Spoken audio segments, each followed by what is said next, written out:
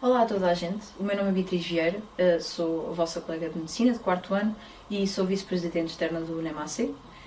Sejam bem-vindos a mais um episódio do 8º Par. Hoje, no nosso podcast, no âmbito das celebrações do 25 de Abril, vamos trazer uma personalidade que teve um papel extremamente importante na luta pela liberdade e iremos descobrir como era ser estudante durante um regime opressor.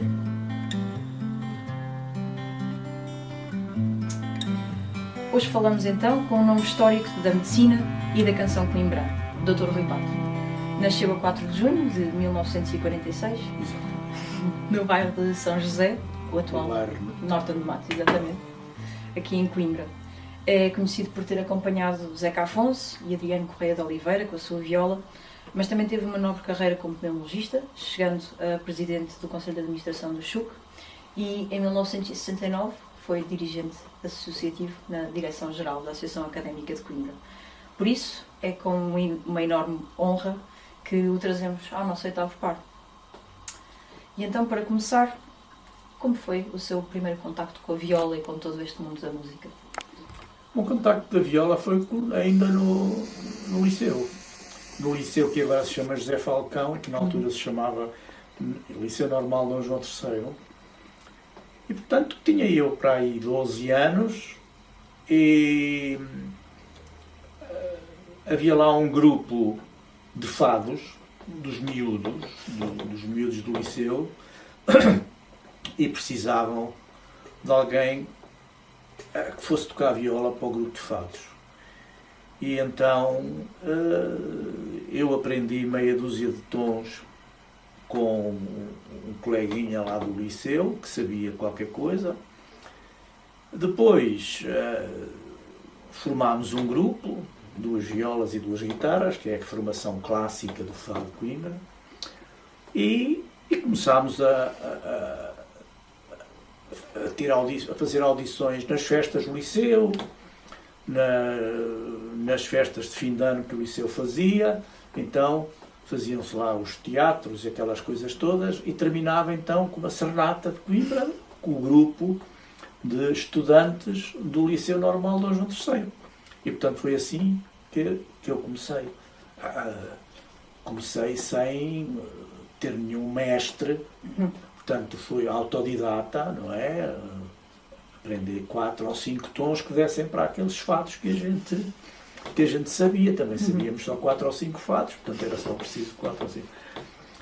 Depois disso, já finalista, fui para a Tuna Académica. E quando fui para a Tuna Académica decidi ter lições. Porque na Tuna Académica os meus colegas já tocavam por partitura. Portanto era preciso aprender qualquer coisa, tanto na técnica da guitarra, como também de saber algum solfejo. E então tive umas lições com um mestre da guitarra clássica da altura, que era o Duarte Costa, que me vendeu uma viola de jeito, que a minha viola não prestava para nada. A viola é essa que tem 60 anos, que ainda aqui está, é a viola com quem eu acompanhei José Afonso e Adriano Correia de Oliveira. Fez ano passado 60 anos, essa guitarra que aí está. E é impecável, está quase como nova. E então fiquei a saber já a viola dedilhada. Portanto, fiquei a saber, e então comecei principalmente a ouvir os músicos brasileiros. Dilermando Reis, por exemplo. E então como é que eu aprendia? Punha os discos e tentava fazer o que eles faziam. E portanto, o meu primeiro grande mestre foi até o Dilermando Reis, só depois é que eu passei para o IEPS e para o Segovia, essa coisa, tentando, mesmo aldrabar, tentei fazer aquilo que eles faziam. O que me deu uma técnica de guitarra dedilhada muito boa, e na altura não havia quem tocasse em Coimbra guitarra dedilhada, só faziam acompanhamentos, não dedilhavam, não tocavam aquilo que se chama a guitarra clássica, espanhola. E eu já fazia, com 16 anos já tocava. É nessa altura que eu depois conheço o Zeca Afonso e sou escolhido por ele para depois o acompanhar. Mas o meu contacto inicial é este. E também não houve uma altura em que chegou até a tocar com o António Portugal e com esse grupo? Isso. Isso, quer dizer, quando nós tínhamos o grupo do liceu, a pessoa que nos ensaiava era António Portugal. Tanto mais que nessa altura até chamavam o António Portugal o Portugal dos pequeninos. Porque era um grupo de miúdos que ele ensaiava. Depois, quando eu cheguei aos 16 anos já a saber viola a sério, o Portugal então chamou-me também para o acompanhar. E portanto, na altura em que eu acompanhava o Zeca Afonso e o Adriano, também acompanhava o grupo de fados de António Portugal. E cheguei a gravar com ele alguns discos. Aliás, eu gravei discos com toda a gente aqui de Coimbra. Mas também gravei discos com o António Portugal, com o Pinho Brojo, com os grandes guitarristas aqui de Coimbra, Francisco Martins, que também era médico. E, portanto, Portugal teve uma importância muito grande, principalmente naquela fase do Portugal dos pequeninos, e depois quando me chamou para eu acompanhar os grandes cantores da altura, como o Luís Góes e Fernando Rolim, e muitos outros que eu acompanhei. Portanto, foi importante para mim o contacto que eu tive com o António Portugal. E então, desde cedo, o António Portugal não só era um músico excelente, como também tinha alguma intervenção política. Mais tarde. Mas esse envolvimento tão precoce com esse tipo de personalidades começou logo a indicá-lo assim para um caminho mais de reivindicação, digamos assim? Não foi aí, foi antes. Porque eu sou de uma família de esquerda. O meu avô era um homem que estava um mês preso, outro mês em liberdade, outro mês fugido para a África, outro mês escondido em qualquer sítio, depois no mês seguinte estava outra vez preso. O meu pai viveu aquele ambiente com o pai dele, era um homem de esquerda, o meu pai, era jornalista aqui em Coimbra, no 1º de janeiro e depois do Diário Popular, frequentava uma tertúlia que era à esquerda de Coimbra, chamava Reviralho, que era gente que também quase todos passaram pelas cadeias e tal, e que se reuniam na Brasileira, esse núcleo do meu pai, onde estava o José Afonso. Esse núcleo era um núcleo de esquerda. Eu, ainda no liceu, assisti e já intervi na pró-associação que o liceu tinha, criou uma pró-associação que também era de estudantes de esquerda, nas eleições de delegado, em 58. Portanto, desde cedo, a mim não me puseram na catequese, mas puseram na esquerda logo desde pequeno. E então, depois também estava a dizer que o Zeca Afonso também era uma das pessoas que convivia com o seu pai. Sim. E de que forma é que o doutor conheceu o Zeca Afonso? Conheci o Zeca Afonso, por acaso, acidentalmente. Porque ele era do meu pai, muito amigo do meu pai. Escreviam-se, aliás, até há livros neste momento. Foi editado há pouco tempo um livro de correspondência entre o meu pai e o José Afonso. Mas, como eu o conheci, foi acidentalmente, porque o José Afonso vinha cá aos fins de semana, já estava a ensinar nessa altura, em 1962, ele já estava a ensinar, mas aos fins de semana vinha até Coimbra para estar com os amigos ali na Brasileira. E houve uma vez que ele veio com umas cantigas novas. O quê? Mas é fado e tal? Não, não é fado, são cantigas novas. E ia lá para a tertúlia, onde estavam pintores, jornalistas, muita gente. Mas eu gostava de vos mostrar as coisas, mas não tenho viola. E diz o meu pai, mas eu tenho um filho que tem uma viola. Então, o que é que aconteceu? Foram à minha casa para eu emprestar a viola ao Zé Afonso, para o Zé Afonso tocar essas tais coisas novas que ele tinha feito. E chegaram à minha casa, eu emprestei a viola ao Zé Afonso, o Zé Afonso começou a tocar, mas ele tocava muito mal. E aquilo estava-me a meter uma aflição. E eu a certa altura disse, doutor, dá-me licença que eu... E ele disse, eu peguei na viola e comecei eu a fazer os acompanhamentos das canções que eu estava a fazer. Ele adorou, porque eu estava a fazer aquilo em viola dedilhada, eu não estava habituado a ouvir viola clássica, a acompanhar-o, e pronto. E a partir dessa noite em que eu lhe emprestei a viola, que foi em 1962, entre 62 e 70, praticamente, Eu acompanhei-o em todos os discos e acompanhei-o em todos os espetáculos. E vocês depois acabaram por gravar vários discos, certo? Sim. E eu queria perguntar de que forma é que o vosso primeiro disco foi recebido em Coimbra? O nosso primeiro disco foi recebido em Coimbra silenciosamente e com muitos apartes desagradáveis. Porquê? Porque Coimbra, nessa altura, não é? Era, digamos, uma cidade medieval. A aristocracia universitária, os professores, aristocratas, na altura, eram indivíduos tradicionalistas, conservadores, não é? O Senado. E os estudantes eram estudantes praxistas. Faziam trupes, iam aos jogos da académica e embebadavam-se já nessa altura. Essa parte continua igual. E a música de Coimbra era o fado. Fado para as meninas nas janelas e tal, e aquela coisa toda, meninas e tal, e passarinhos, e as fitas, e a torre, e o mondego. E quando nós gravámos o primeiro disco, com temas já completamente diferentes, tanto sob o ponto de vista melódico, como rítmico, como poemas diferentes, e alguns até já comprometidos, eles acharam que aquilo que era uma traição à tradição de Coimbra. Cheguei a ser ameaçado. Mesmo. Se voltas a tocar isso, a gente parte da viola da cabeça e não sei o quê. Porque aquilo era uma afronta à tradição de Coimbra. Coimbra era o fado na Sé Velha, ou então nas serenatas, nas repúblicas, ou para as meninas. Portanto, aparecer agora uma coisa em que não tinha guitarras, só tinha viola, e com letras completamente diferentes, não é? Foi muito mal recebido. Tanto mais que a primeira vez que nós somos convidados pela Academia para cantar em Coimbra já é só em 1964, e nós andámos desde 1962 a cantar em toda a parte, e em Coimbra nunca tínhamos cantado. Em 64, então, há aí uma tarde de arte para queima das fitas em que nos convidam e em que nós fazemos um sarau de 1 hora no Teatro Avenida, e é a primeira vez que, portanto, fomos recebidos com alguma dificuldade.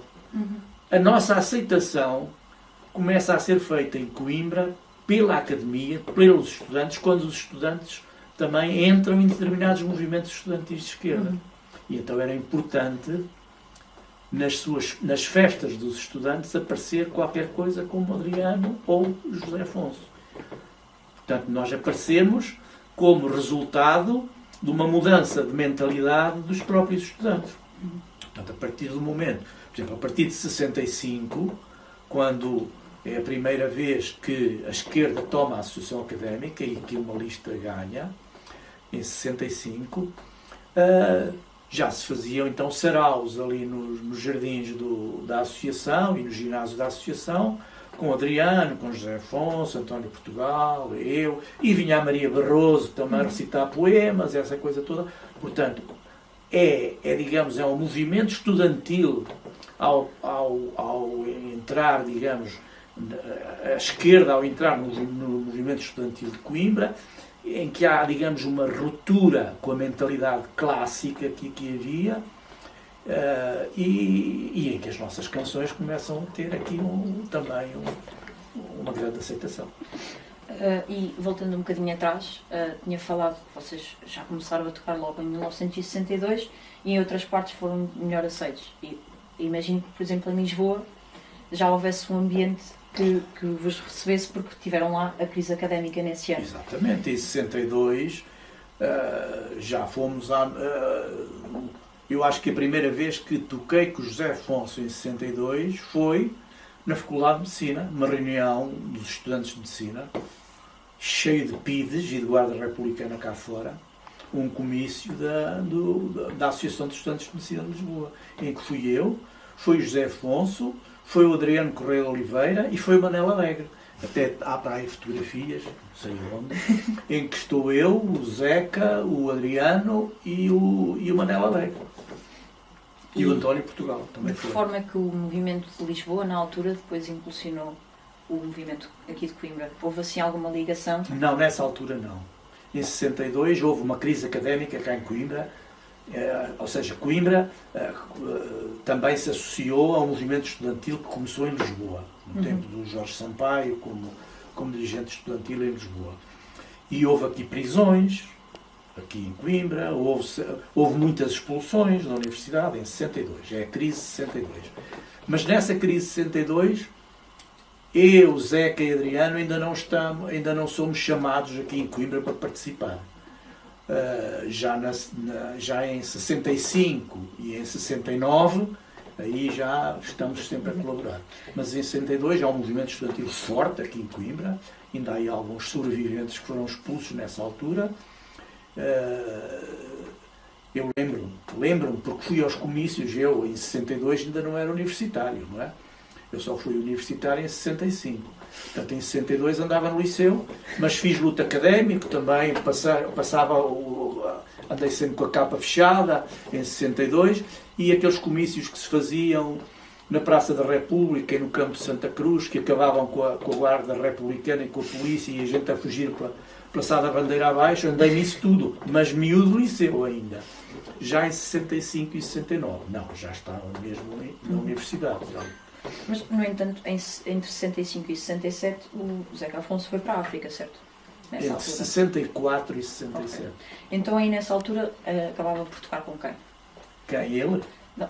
Eu? Sim. Então com Adriano Correia de Oliveira, António Bernardino, todos os cantores de Coimbra que ainda estavam aí, quer dizer, e só não cantava com o Zeca, mas gravei discos com o Adriano, gravei discos com o António Bernardino, gravei discos com o José Manuel dos Santos, gravei discos com imensa gente, imensos guitarristas e imensos... Continuei sempre numa atividade febril e continuava a tocar na Tuna também, e continuava no Teuque, a fazer música para as peças do Teuque.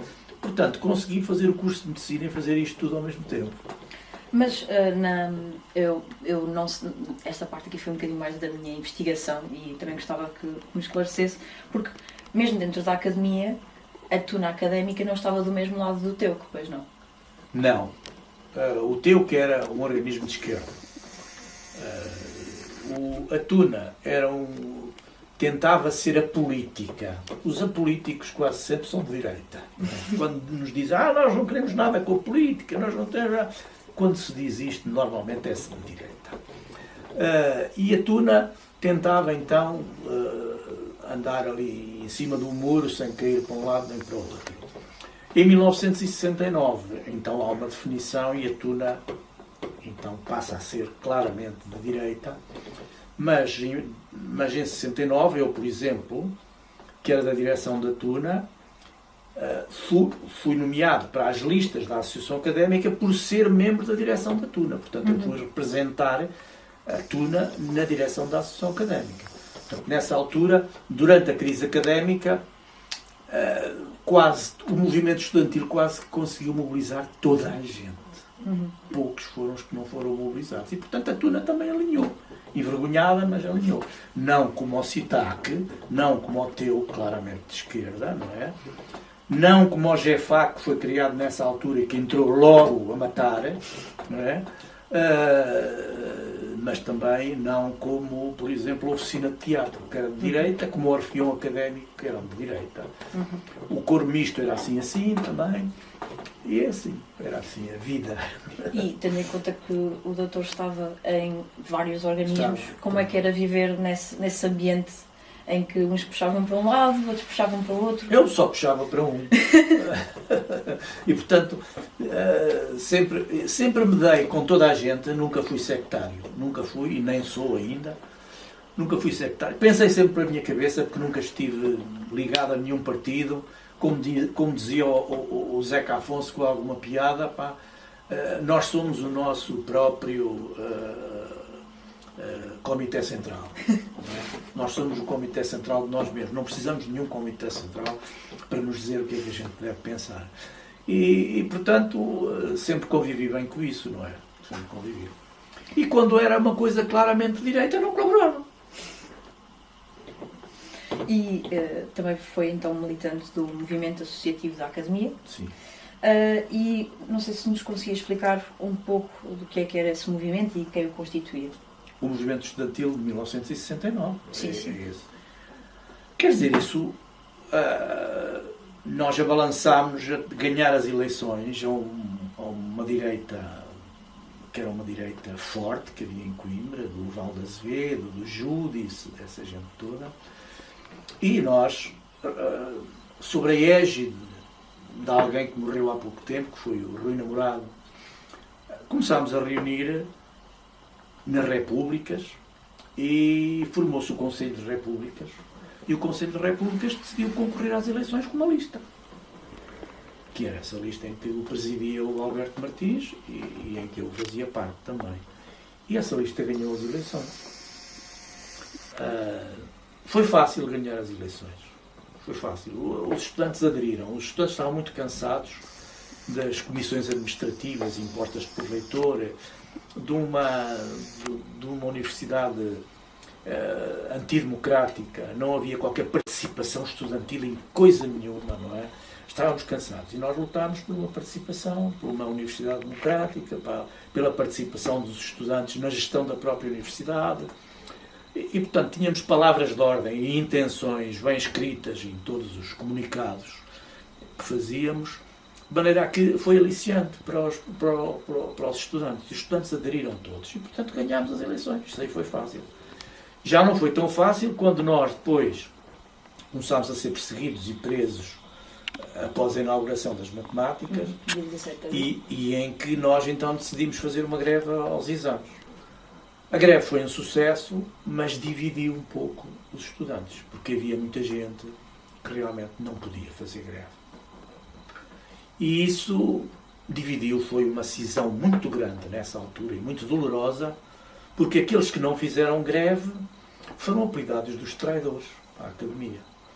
E foram expostas as fotografias deles na Praça da República, nas faculdades, os traidores e tal. E aí criou-se uma divisão que, passado 10 ou 15 ou 20 anos, voltámos todos a ser amigos. Não é? Mas nessa altura foi muito complicado. Portanto, estávamos em luta. Era uma luta estudantil. Nós tínhamos estudantes presos, nós tínhamos estudantes expulsos. Eu fui um dos expulsos, eu fui expulso. Portanto, em 1969, estava eu no 4º ano de Medicina e recebi um papelzinho para me apresentar na tropa. Tinha sido expulso da universidade. Quer dizer, isto é doloroso. É doloroso e, portanto, nós, é evidente que todos aqueles que no movimento estudantil sofremos a repressão da direita, do fascismo, eu gosto de chamar o nome às pessoas. Na altura, quem colaborava era do outro lado da barricada, não é?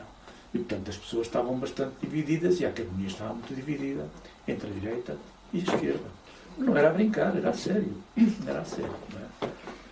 E como é que foi lidar com isso enquanto uma pessoa tão jovem, um estudante como nós, e mesmo com a sua família, como é que lidaram com tudo isso? A minha família estava sempre comigo. Porque a minha família era uma família de esquerda, e como era uma família de esquerda, ver o filho a lutar por ideais de esquerda, por uma universidade democrática, pela participação estudantil, por tudo o que eram ideais democráticos, isto temos que ver um contexto que é mais... Nós temos que ver que nessa altura havia a guerra de Vietnã, já havia a guerra em Angola, onde nós universitários chumbávamos e íamos para a guerra. Quer dizer, temos que ver este contexto, não era assim, isto não era um mundo muito cor-de-rosa. Sim, sim. Não é? Lembrem-se que nessa altura a juventude em França já se tinha revoltado, a juventude nos Estados Unidos já estava a revoltar. Portanto, havia um contexto internacional, um movimento internacionalista de esquerda, e em que os movimentos estudantis, as universidades portuguesas, estavam a entrar. E era lutar contra poderes com repressão muito forte. Muito forte. Quer dizer, nós íamos para a Praça da República, ali para o Académico, para o Tropical, conversar, mas na mesa ao lado estava um PIDE, a ouvir o que a gente dizia. Como é que vocês faziam para conseguir esconder as vossas discussões e as vossas tertúlias? as nossas tertúlias eram feitas nas repúblicas ou em sítios onde não entrava nenhum PIDE, não é? Mas nós também, a certa altura aqui, pelo menos em Coimbra, a gente já conhecia os PIDEs. Coimbra era uma cidade muito pequena, não é? E, portanto, a gente ia para a Praça da República, sentámos naquelas esplanadas onde vocês ainda se sentam, e a certa altura apontávamos, olha aí, um PIDE a atravessar a Praça da República, a ir do Mandarim para o Académico. A gente já sabia olhar aquele. Portanto, às vezes até gozávamos. Só não gozávamos quando chegávamos ao café ao outro dia e dizia, olha, o Vilaça foi preso ontem à noite. E aí é que a gente já não gozava nada. Mas então, a PIDE, vocês tinham de lidar com ela todos os dias, e não só os estudantes, mas também a população em geral. E o tratamento que vocês recebiam era igual para todos? Ou mas o que é que se está a referir a tratamento? Se, por exemplo, se fosse filho do doutor, tinha o mesmo tratamento pela PIDE do que se fosse filho do padeiro, por exemplo? Eu acho que o tratamento inicial era igual, só que depois o padeiro não podia fazer nada. A pessoa importante era capaz de depois meter uma cunha ao senhor comandante da região militar, ou ao diretor da polícia, ou ao senhor reitor da universidade, ou não sei o quê, e ele vir mais depressa para casa ou ser mais bem tratado. Mas à entrada era pancada para todos. Mas para mim, pessoalmente, o mais terrível não eram propriamente os agentes da PIDE, eram os bufos, os informadores, porque esses nós não sabíamos, e eles estavam no meio da gente. Eles eram estudantes da nossa faculdade, eles eram o Bodel, também era PIDE, era um indivíduo que costumava estar sempre no café connosco, e que nós soubemos disto depois quando a PIDE acabou e nós depois, as pessoas tiveram acesso aos documentos da Comissão de Extensão da PIDE e tivemos surpresas brutais, quer dizer, afinal o nosso colega da mesa era informador da PIDE. O nosso, por exemplo, o padre que era meu professor de moral no Liceu Normal Dom João III, o padre, denunciou-me à PIDE. Tinha lá uma denúncia na PIDE feita pelo padre. Na Brasileira, por exemplo, descobriram que um dos indivíduos que estava nessa tertúlia que eu há bocado falei era PIDE. Era PIDE, não, era informador. Sim. Era PIDE. Havia mesmo, na altura, havia funcionários públicos que eram aliciados para serem informadores. No género, olha, o melhor é tu seres informador, porque se for, talvez o teu filho consiga um emprego, talvez tu consigas subir na carreira, talvez não sei quantos. E acabavam por ser aliciados para informadores. Davam uma informaçãozinha de vez em quando. Portanto, a malha dos informadores era uma coisa terrível. Porque esses a gente não sabia. Os outros a gente já os conhecia. Já sabíamos onde é que eles moravam e qual é a matrícula do carro. Sabíamos isso tudo. Ora, os informadores nunca soubemos. Okay. E antes de ser expulso da universidade, não é? Como é que foi conciliar este seu lado mais cultural e mais político com ser estudante de medicina? Olha, eu isso conciliei muito bem, porque talvez tenha tido sorte, na medida em que no meu curso de medicina, que ainda estão para aí todos, aí célebres, aí grandes figuras da medicina, que ainda estão para aí todos a ganhar aí nas clínicas, era tudo gente, quase tudo gente de esquerda. Nós éramos 120, no meu curso, por exemplo, 100 homens e 20 mulheres, e havia pouca gente declaradamente de direita. Foi uma geração que aderiu à esquerda emocionalmente. E depois, como a esquerda, em 1969, fez uma revolução em Coimbra, que foi uma revolução cultural, foi uma revolução nas mentalidades, foi um ar fresco sobre esta cidade. Deixou, a partir de 1969, a mudança dos costumes também na cidade foi uma coisa brutal. As meninas começaram a poder entrar nos lares já depois das 10 da noite, porque até aí tinham que entrar até às 10 da noite. As meninas já podiam fechar a porta dos quartos nos lares, porque até aí tinham que deixar a porta aberta nos seus quartos. Começaram a poder ir aos bailes com rapazes quando lhes apetecesse. Quer dizer, isto são pequenos exemplos que eu estou a dar de uma mudança completamente, uma mudança de mentalidade. O namoro, que era uma coisa feita quase que à moda dos nossos pais, passou a ser um namoro moderno à francesa. Nunca houve, de uma vez, tantos casamentos como naquela altura, mas também pouco tempo depois nunca houve tantos divórcios. Não é? E, portanto, Coimbra, até 69 é uma coisa, Coimbra depois de 69 é completamente diferente. Mas eu estava a perguntar mesmo na perspectiva de estudante, que efetivamente tem de fazer as suas cadeiras e conciliar isto tudo com uma grande atividade fora do curso. Como é que se ia safando? Quer dizer, eu conseguia, quer dizer, eu consegui sempre conciliar tudo. Eu às vezes pergunto a mim mesmo como é que eu conseguia, mas conseguia porque eu tocava na tuna, tinha os ensaios da tuna, mas depois tinha que ensaiar com o Zeca, para um disco ou para um espetáculo, com o Adriano, a mesma coisa. O António Portugal também dizia, vá, temos que ir ao Porto tocar à inauguração, não sei o quê, temos que ensaiar. Eu tinha os ensaios. E depois também tinha a minha vida, também tinha a minha namorada, também tinha os momentos de ócio passados ali no café, também passei. Eu tenho centenas de quilómetros na Praça da República. E, portanto, mas conseguia. Nunca fui um aluno brilhante. Quer dizer, fui daqueles... Eu estudava para passar. E, portanto, acho que me formei com 13, ou não sei o quê, foi assim uma nota dessas. Mas consegui, e o único ano em que chumbei foi o ano em que eu fui expulso. Porque, de resto, passei todos os anos.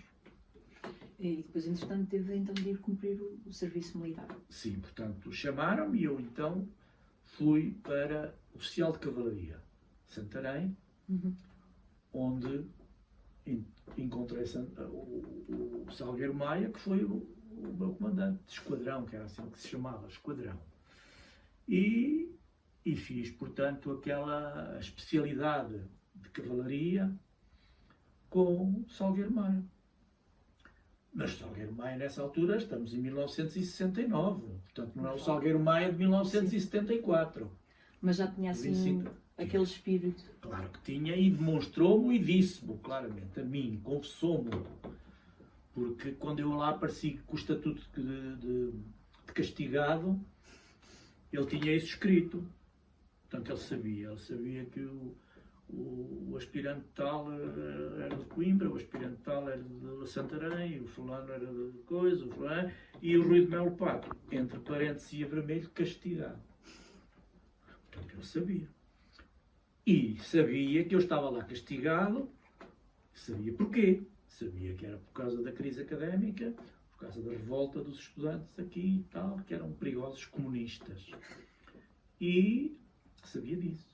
E em vez de, por isso mesmo, me castigar ou ser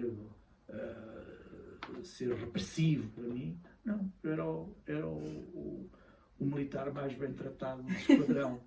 Tanto mais que quando ele estava de oficial de dia, pedia para ele levar a viola lá para o quarto do hospital, do oficial de dia, para tocar, e ele cantava coisas do Zeca Afonso e eu acompanhava. Não é? Portanto, isto é uma coisa que nem, não está na biografia dele. Sim. E depois passou o serviço militar? Entretanto, eu não fiz o serviço militar todo aí. Okay. Porque depois os estudantes, os 49 estudantes que tinham sido expulsos, foram amnistiados quando mudou o ministro. Okay. Quando mudou o ministro e entrou o Veiga Simão, foi para reitor da universidade o professor Gouveia Monteiro, e o professor Gouveia Monteiro disse: eu aceito ser reitor desde que vocês amnistiem os estudantes que foram expulsos. E assim nós fomos amnistiados, e eu voltei no ano seguinte e então recuperei depois o 5º e o 6º ano para me formar. Mas quando me formei, ainda quando eu acabei o curso, acabei o curso em 1972. Portanto, ainda não tinha vindo o 25 de Abril. Exatamente. Eu continuava a ser considerado um perigoso comunista. E como é que era trabalhar nesse ambiente? E então, nessa altura, não tive problema nenhum. Ainda nos velhos UCs, entrei e fiz o meu primeiro ano, que chamava-se o ano de prática clínica. Depois fiz logo que pude, fugi para os Covões. E, portanto, fugi logo para os Covões em 63. E em 63 entro para os Covões. E em 64, março de 74, a tropa lembrou-se que eu só tinha feito não sei quantos meses de tropa. Tinha que fazer o resto. Então, a tropa nessa altura andou 2 anos, eu só tinha feito 8 ou 9 meses. Lembraram-se e chamaram-me outra vez. E portanto eu em março de 1974, um mês antes de 25 de abril, portanto, sou chamado de novo. Mas sou chamado para o Hospital Militar da Estrela, para Lisboa. Como já era formado, embora eles não me tivessem reclassificado e, portanto, eu ia fardado de cavalaria, devia ser o único médico na tropa que era de cavalaria. Era um médico de cavalaria. Portanto, fui para o Hospital Militar, fui mais uma tertúlia aqui de Coimbra para o Hospital Militar, tudo gente de esquerda, tudo gente que tinha estado também, tinha passado pelas mesmas amarguras que eu. Estamos um mês e ao fim do mês dá-se o 25 de Abril. E a gente no dia 25 de Abril anda de ambulância todos, no meio de Lisboa, Lisboa toda em revolução, com tanques e essas coisas todas, e nós andámos a ver o 25 de Abril nas ambulâncias do Hospital Militar. E depois andámos por lá e depois colaborámos no que era preciso e tal. Né?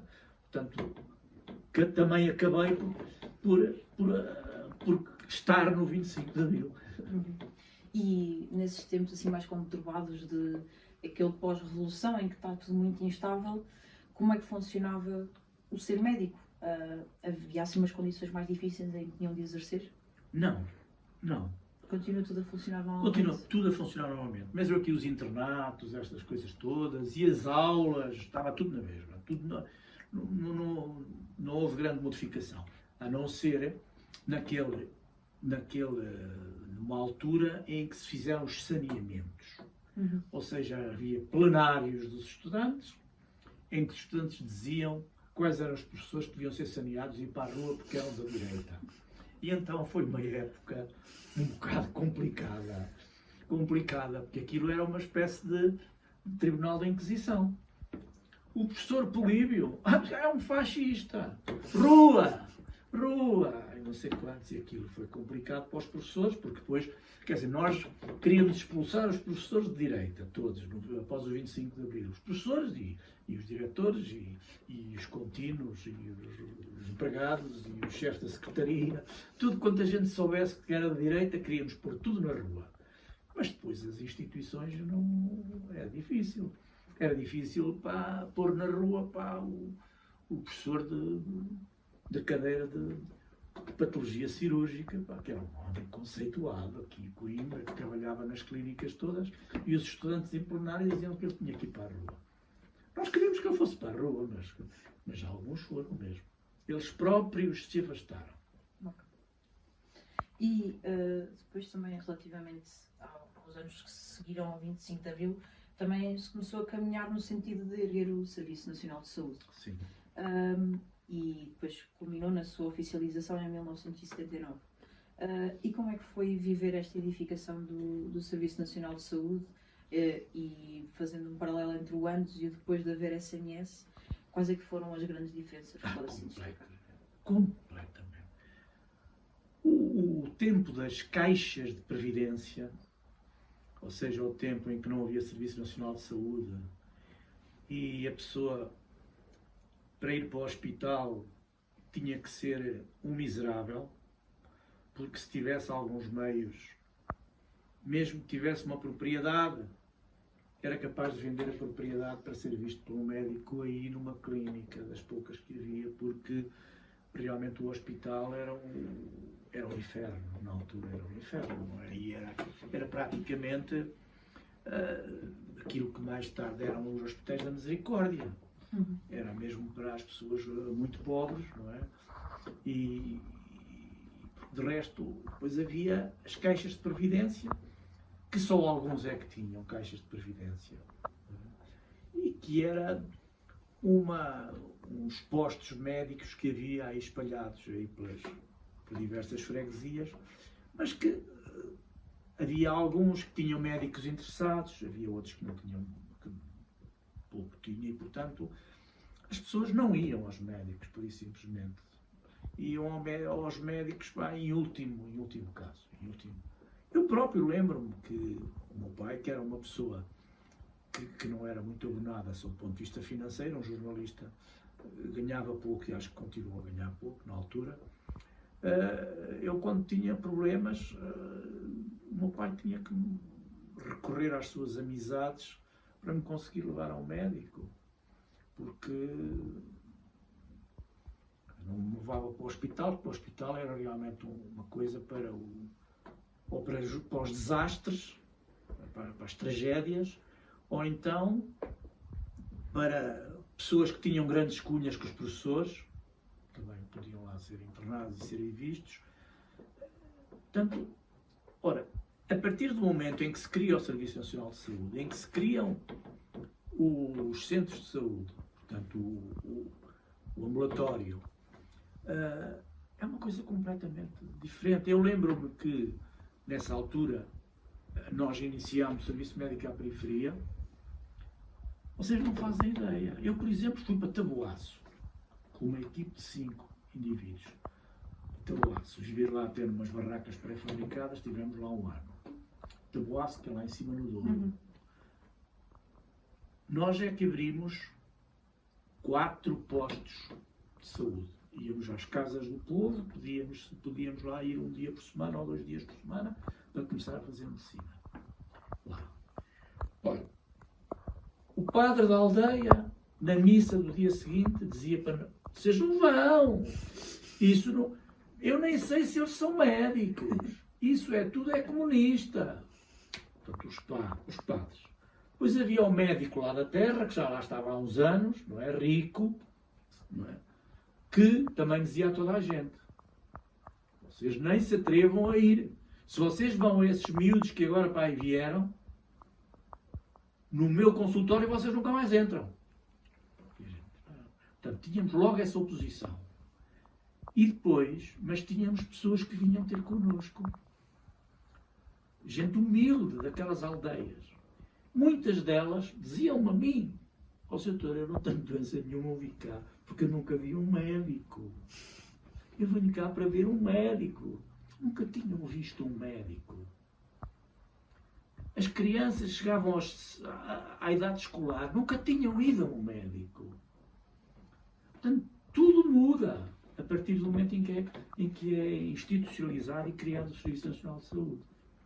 E durante uns anos aquilo correu muito bem, com muitas dificuldades. Os postos, não havia postos, quer dizer, tinha que ser tudo improvisado, mas com a vontade que havia de criar o Serviço Nacional de Saúde, por parte dos próprios profissionais, fizeram-se milagres. E depois de uma vida de estudante e não só tão ativa politicamente e culturalmente, como foi fazer esta transição para médica a tempo inteiro? E a partir do momento em que, porque até ao Ministério da Leonor Beleza, que foi quando foi criado o serviço, as carreiras médicas, com os 2 regimes, tempo completo prolongado e dedicação exclusiva, uns com 40 horas, outros com 35 horas, nós, até essa altura, ganhávamos muito pouco. Era um ordenado miserável também, dos médicos.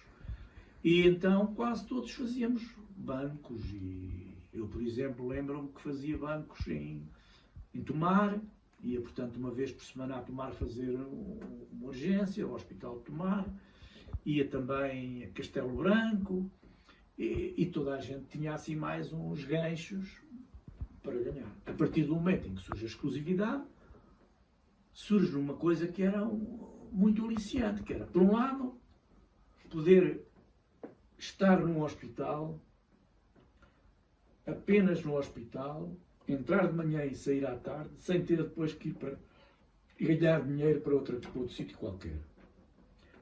E o dinheiro que nós ganhávamos com a dedicação exclusiva já era suficiente para termos um nível de vida superior. Por outro lado, é diferente fazer 4 horas de manhã num serviço, outra coisa é a gente estar lá o dia inteiro. É completamente diferente. E eu vi, por exemplo, o que era um serviço em que todos estavam em exclusividade, com um serviço em que poucos estavam em exclusividade. Tinham de trabalhar completamente diferente. Que a gente, por exemplo, atualmente a gente vê que os médicos estão lá 30 e poucas horas, gastam metade delas no bloco, um quarto delas na urgência, e depois têm para a enfermaria, ou para ambulatório, ou para consulta externa, têm pouco tempo. Tudo é feito a correr, tudo é feito porque ao meio-dia e meia, ou às 2 horas, ou não sei o quê, vão-se todos embora. Por exemplo, o meu serviço, em que todos estavam em exclusividade, nós entrávamos às 9 da manhã e saíamos 4, 5 da tarde. Por exemplo, as consultas externas eram feitas à tarde. Para quê? Para de manhã podermos estar com os doentes, nas enfermarias, fazer os exames complementares, fazer as nossas reuniões, fazer isso tudo, ter tempo para tudo isso. Era ótimo. A gente ter tempo para tudo isso, sair de lá. A gente saía de lá às 4, ou às 5, ou às 6, parecíamos satisfeitos com o dia de trabalho. Tinha corrido bem, tínhamos feito tudo o que era preciso. Não era a correr. Não é? E isto deu uma qualidade aos serviços estupenda, que depois se perdeu. Quando acabaram as carreiras médicas, é engraçado, porque eu sou do ano em que se instituíram as carreiras médicas, e eu fiz a carreira médica toda até ao fim, e sou do ano, e quando me aposentei, terminaram as carreiras médicas. Não houve mais carreiras médicas, porque formaram-se as entidades públicas empresariais, não é? Os hospitais EPE, e então depois todos entraram praticamente a contrato. Não é? E aquilo começou a selvageria. E durante a sua carreira médica, teve a sua parte de prática clínica, não é? E depois também passou a ser presidente do Conselho de Administração. Não, primeiro fui interno. Sim. De especialidade. Passado aqueles anos do internato de especialidade, concorri, fiz concurso com um júri que veio de fora para uma vaga do quadro. Entrei para o quadro. Depois, passado 3 anos, passei a aquilo que se chama especialista graduado. Depois, houve concurso para chefe de serviço. Entrei para chefe de serviço. Depois, quando já era chefe de serviço, o diretor da altura aposentou-se e eu fui para diretor de serviço. Depois estava diretor de serviço, passado uns anos fui para diretor clínico. Depois de diretor clínico, voltei ao serviço como diretor e em 2005 fui convidado pelo ministro para ser presidente do Conselho de Administração. E no fim de ser presidente do Conselho de Administração, foi a parte mais aborrecida de toda a minha vida hospitalar. Depois disso já não quis mais nada, não é? Aposentei. E sente que o seu passado teve influência na forma como exerceu a medicina? Sim. Sim. Isso não tenho dúvida nenhuma. Quer dizer, acabamos por ter preocupações sociais e acabamos por ser sempre as pessoas que tiveram, digamos, uma educação igual à minha e uma cultura igual à que eu tenho, e como homem comprometido, um homem de esquerda, tem uma preocupação com aquilo que é o seu trabalho e a sua responsabilidade, diferente de muitos outros que fazem as coisas um pouco mais amadoristicamente. Não, eu sempre, em tudo o que entrei a sério. E isso faz parte da educação das pessoas. E, sendo os nossos principais espectadores estudantes de medicina, tem algum conselho para lhes deixar, não só para a sua vida enquanto estudantes de medicina em Coimbra, mas também enquanto jovens que vivem em sociedade atual e enquanto futuros médicos? Bem, há um conselho que eu tenho que dar olhando para o meu exemplo.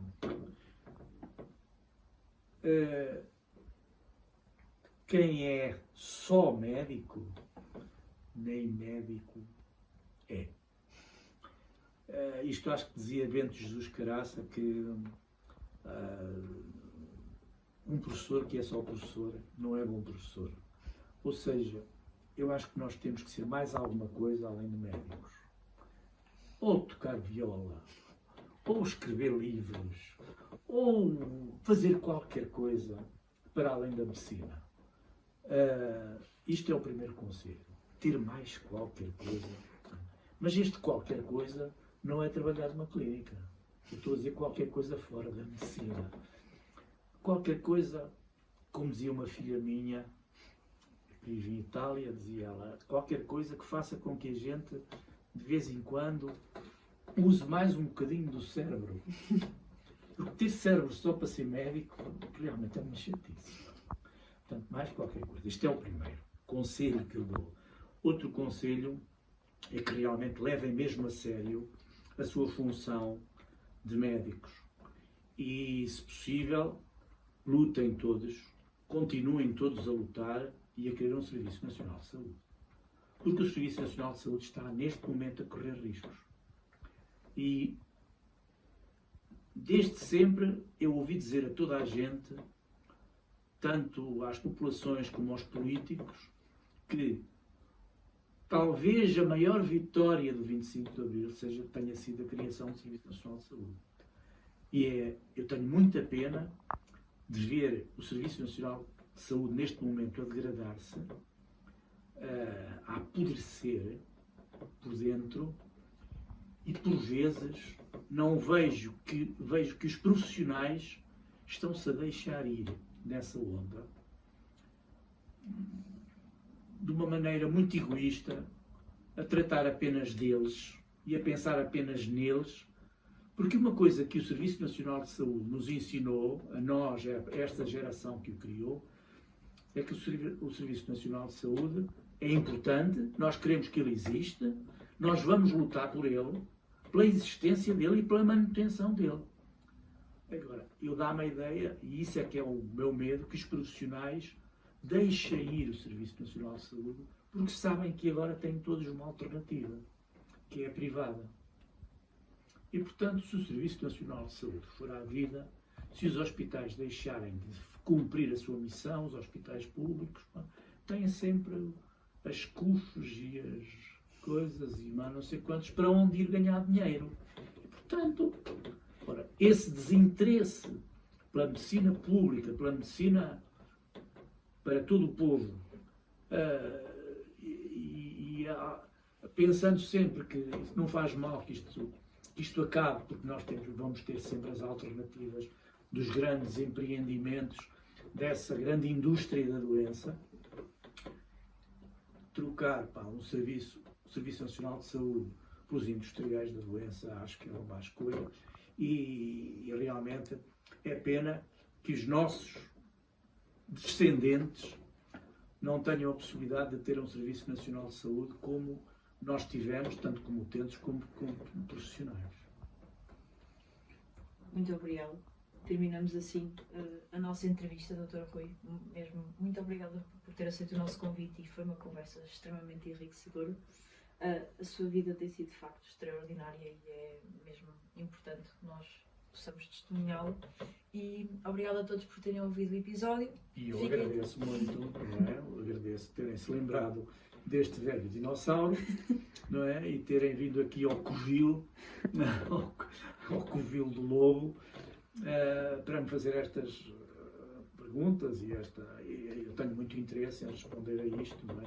E oxalá isto às vezes sirva para alguma coisa. Esperemos que sim. Fiquem atentos a mais novidades.